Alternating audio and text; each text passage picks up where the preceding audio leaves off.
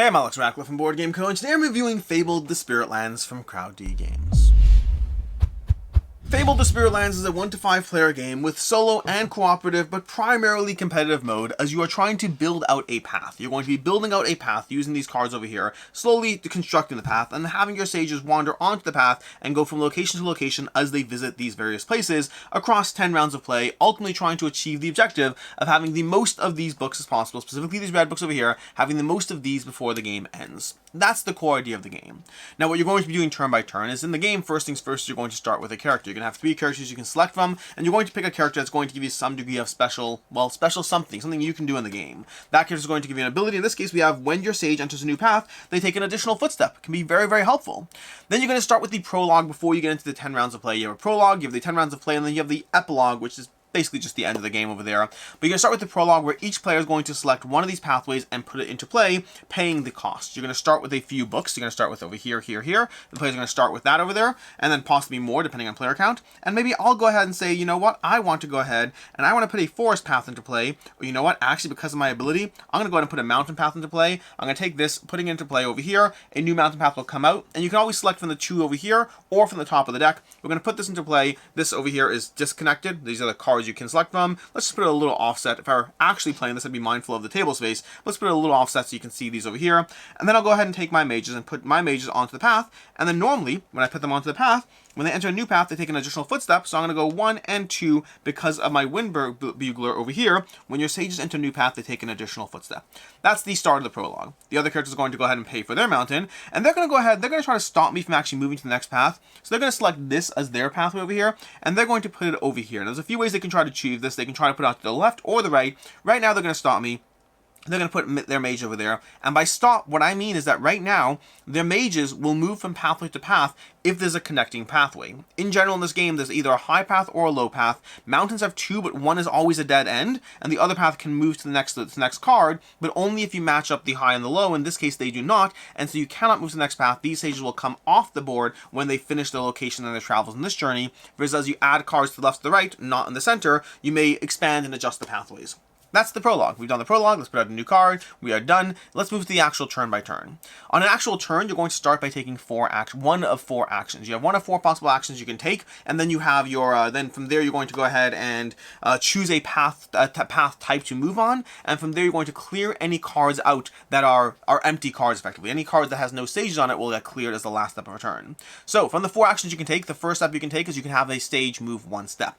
Again, you're trying to ultimately have these sages move to visit various locations where they'll be able to take the abilities on those locations, giving you books, letting you trade in for books, letting you, this one's going to let you actually rearrange paths a bit. So the different abilities on these, all of them are designed to give you either exchanges or books or travel, things that will enhance your goal towards getting towards those red books at the end. So the first opportunity is you can go ahead and move on the path.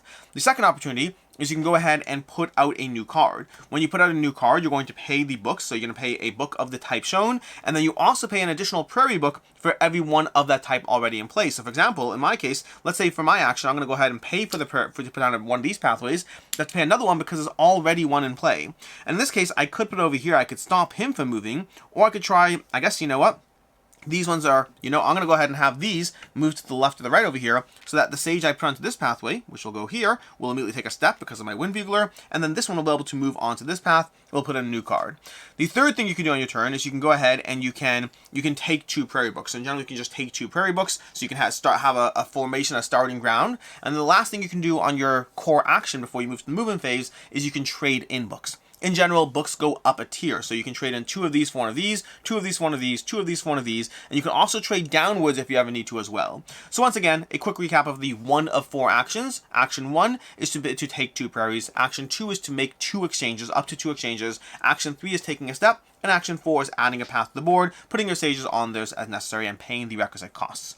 From there, you're going to choose a terrain type and take movement. So for example, in this case, I'm actually going to go ahead and choose this pathway here. I'm going to say I choose to move here, and I move all my sages on plains path 2 steps, and all enemy sages on plains types 1 step. So whenever you choose a terrain type, you're going to use all cards of that type. You will move 2 steps, and your opponents will move 1 step, regardless of which cards they're on. But the sages on the mountain, in this case, will not move at all. That's my turn. Done. At that point, I'm going to go ahead and clear any empty cards, which there are none right now in play, and that's going to be the end of round 1. Well, the other players will take their turns as well, and then we'll end round 1. We're going to go ahead and take this tile over here, we're going to move to the next step, and look at that, we are getting a new character. As you move across the 10 rounds of play, different things are going to happen. This tile over here is going to give you a character, and the orientation of these might differ depending on the scenario, as well as the player count you have in play. But right now, over here, we're going to get a new character. Over here, and here, and here, you'll unlock an event, and then here and here, you can either add new characters or upgrade new characters, and this is the end game. So I'm going to go ahead and get a new character. You're going to get a new character into play. You can go ahead and take a character, choose your characters, and let's go ahead and take Pathfinder right now. When your sage is about to return to your reserve from a dead-end path in mountains, pay 1 to move them to any path in the next location instead. So ironically, these sages over here, when they would dead-end, they can actually move to the next path instead. This makes mountains very good for my character, especially these dead-end paths over here. Anyways, from there, I have my character, we'll go to the next round, and again, same sequence in play. I can go ahead and take a step, I can go ahead and resolve things, and in this case, the action I'll take right now is I'll take a step. I'll take this step over here, which means I now visit this location. Whenever you have a connected pathway to a location, you take the location benefit. In this case, I'm going to take 4 prairie books, adding them to my supply, so I suddenly have more of those. That was my extra step. And then from there, this mage is still here right now. I'm going to go ahead and move on mountains. So I'm going to go 1, 2, and 1, 2, and that will allow me to take a mountains book. So I suddenly have a lot more flexibility. And once you go to the final step, as you take another step, you'll move off the card. That's going to be my turn. That is basically how you play through this. Now, as you look at the various cards over here, you're going to have the cards that give you various books. You'll have cards that give you extra movement. You'll have cards that let you rearrange pathways. This one lets you take a card and rearrange the order of the pathways a bit. You'll have cards that give you direct red books on some of these, not over here. You'll have cards that let you make more exchanges. Cards that give you books based on the number of cards that you have your sages on. Cards that give you green books. Cards that let you take the first step in the next location, putting a new sage in play. All these abilities on the cards just give you things you can do in the game, and ultimately they're all driving towards the idea that eventually you're trying to work your way up to red books. As you gather books, you want to make more trade-ins. Maybe you want to specifically focus on a card that lets you take multiple trade-ins so that you can start making multiple trade-ins to get those red books, because those are everything as far as how you score. Meanwhile, you have characters over here that have their 2 abilities here. This top ability is always in play, but the second ability only comes into play if you activate it. So for instance, when we get up to over here, I can choose to either take a new character or to upgrade a character, taking one of these, putting it over here, and I've now upgraded a character. Across the course of the game, you are limited to 3 new characters, which means you'll either have 2 characters with 2 upgrades, or you'll have 3 characters and one of them will be upgraded across the course of the game. Meanwhile, you have a deck of event cards, and there are 3 different decks of event cards you have in play. Over here we have this first one. When we get to the event here, we're going to reveal a card. Let's shuffle these up. We're going to reveal one of these, and we have this one over here. This event, sometimes an event card will show you, let's say, sometimes an event card will show you the same event no matter whether it's the first, second, or third. In the case of this event has a different consequence depending on whether it's the first, second, or the third over here. And this is the additional payment for adding a location is 1 prairie less. Meaning, as I add multiples of the same type, I could pay less to do so. That's going to be an event that's in play. It's going to affect the way you interact with the game. And like I said already, there's 4 of these cards. You're going to see 3 of them, but then also you have different event decks to give you more variability there. You're going to continue that round of play until eventually you get to the end of 10 rounds of play, moving your sages across the mountains, trying to use the abilities of the various characters, trying to ultimately trade in books as much as possible as you figure out how to get as many of the final books in this game in Fabled, the Spirit Lands from Crowd D Games. Which brings me to our review, starting off with ease of play. Did I miss anything out? Oh, and then solo cooperative mode. We have over here, we have our scenario guide, which, by the way, if you flip it over, is going to be the challenge guide, giving you different ways you can interact with this game, both in terms of general challenges that will mess with the game state or how you interact and what things are different, but also the solo scenarios and the solo and cooperative scenarios as well. So you have both of these in this little pamphlet here, giving you all of that. But I think that's everything, which means it's time to dive into the review, starting off with ease of play.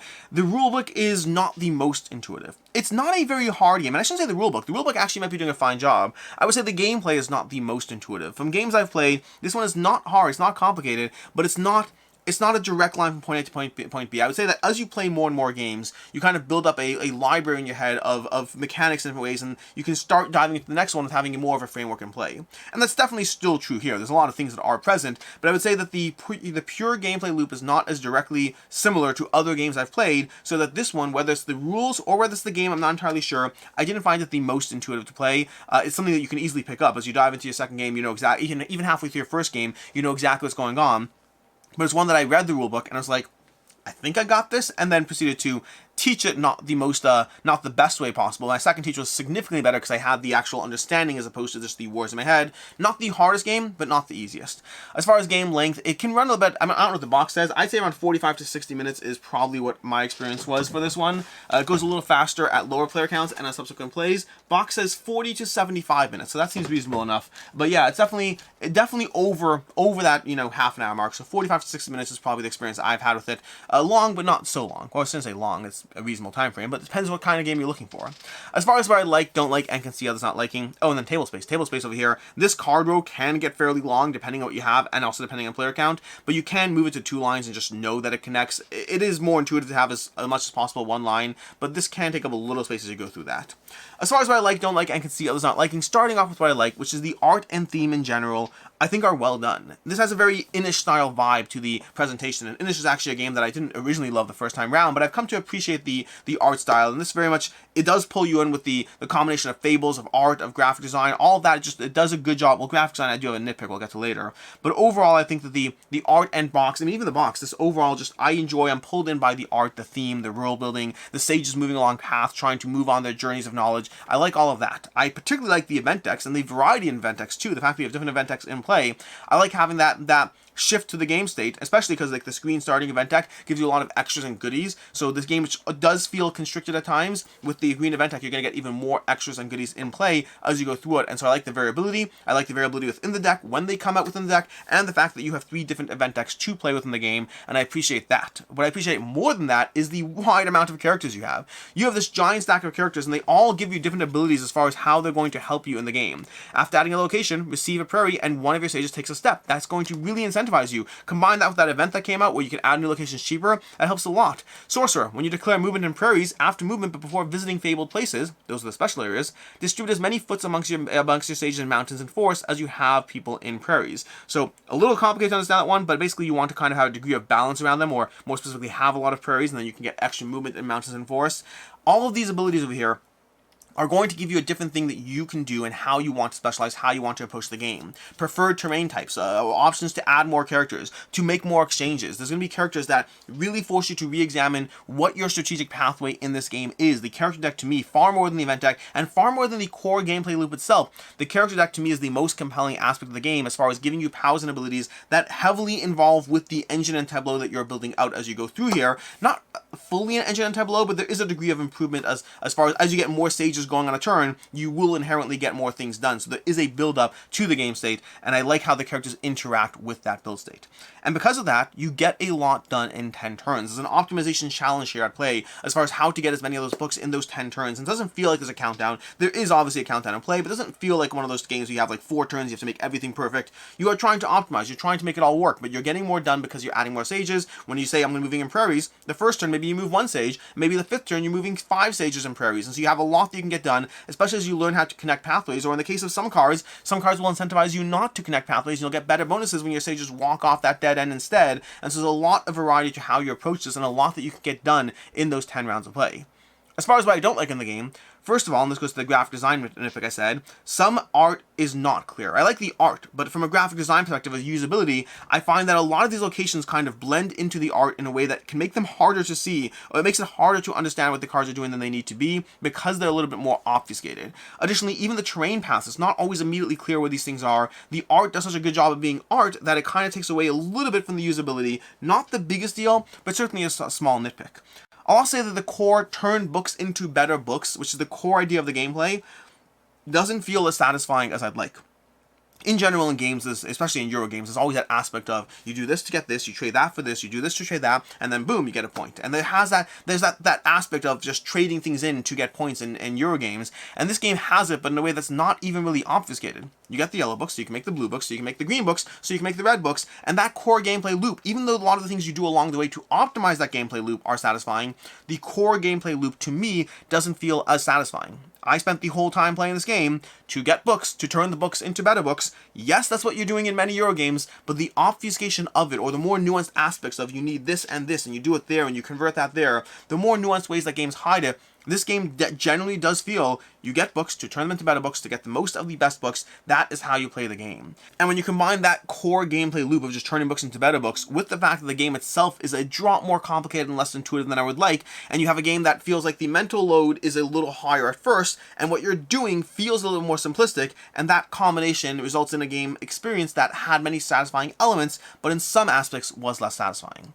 As far as I can see others not liking, this game can be mean as you play through it. There are times you are intentionally going to play cards to cut people off, or specifically activate lands where you have things, trying to deny others, or taking a look at where your opponent is going to lose steps or have a lack of what they need done. There are times, because you often move 2 steps at times, if you look at your opponent's card and you're like, well, if I move on planes, you'll move here, and then you can use your 1 step to move there, there's degrees of denial, especially if you are paying attention to other players in the game, both in the way you place cards and in terms of what you activate as you go through this. It's not overly a mean game, but there's just enough take that you may not be looking for or expecting it, and it can be present. As far as final thoughts on Fabled the Spirit Lands, I liked aspects of Fabled the Spirit Lands. I enjoyed the overall gameplay loop. I enjoy it, it's a fun time, but in terms of when I think through how much I enjoy a game, what really gets me going, there are aspects in Fabled the Spirit Lands that I really enjoy. The characters, the events, I really like those. But the problem is those are kind of peripheral things around the main gameplay, and the main gameplay aspect I felt less satisfying. I felt it was a little too fiddly and a little less satisfying than what I ideally wanted to experience. And so for me, I'm left with this game that has things I want to explore, and I want to try more character combinations, and I want to try all the scenarios, and possibly even dive into solo and co-op scenarios. I kind of have that desire, but with a core gameplay loop that for me was a little bit more lacking. And so for me, this game has aspects that I enjoy, but the overall puzzle is one that I wouldn't say I'm as compelled to dive back into. For me, it's a 3 out of 5. Definite things I can recommend or enjoy or can see people liking, but overall for me, it's a game that I enjoyed, and there's parts of me that want to dive back into it in different ways, but not enough to actually dive back into it in different ways. As far as other game recommendations, first of all, Tokaido. Tokaido is another game that's going to have a degree of moving along pathways as you move your characters along pathways. Very different in terms of the mental load, the intensity, what you're doing in it, but it has that degree of moving around, trying to visit locations and get various goodies and benefits along the way. And then for me, a personal recommendation is going to be a game that I like a lot more than involves moving along a path, which is Parks.